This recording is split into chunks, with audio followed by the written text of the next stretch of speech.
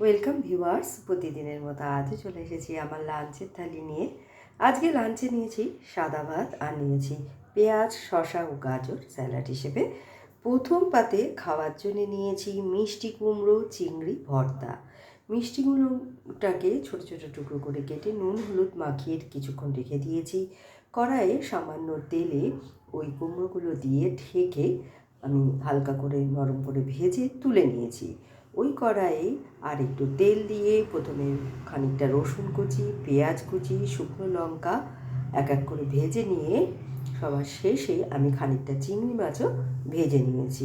এবার সব কিছু একসঙ্গে হাতে মেখে একটু কাঁচা সর্ষে তেল ও কাঁচা লঙ্কা দিয়ে মেখে আমি এটা তৈরি করেছি।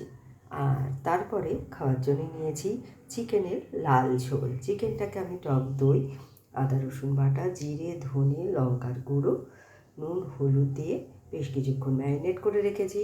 কড়াইয়ে তেলে আলুগুলো ভেজে তুলে নিয়ে ওই তেলের মধ্যে গোটা গরম মশলা ফোড়ন দিয়ে আদা ও রসুন বাটা ভাজা ভাজা করে ওর মধ্যে বেশ খানিকটা কোচানো পেঁয়াজ ভেজেছি।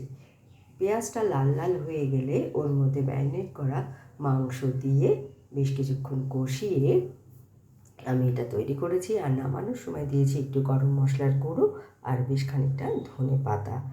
আর শেষ পাতে খাওয়ার জন্য নিয়েছি আনারস ও টমেটোর চাটনি, যেটা আমি কিশমিশ দিয়ে রান্না করেছি। ফোড়নে দিয়েছি 5 ফোড়ন ও শুকনো লঙ্কা।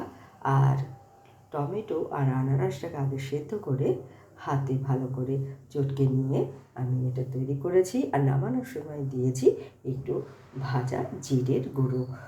তো কেমন লাগলো আপনাদের আমার এই সিম্পল লাঞ্চ থালিটা? ভালো লাগলে লাইক, শেয়ার এবং সাবস্ক্রাইব করবেন আমার চ্যানেলকে। Thank you for watching.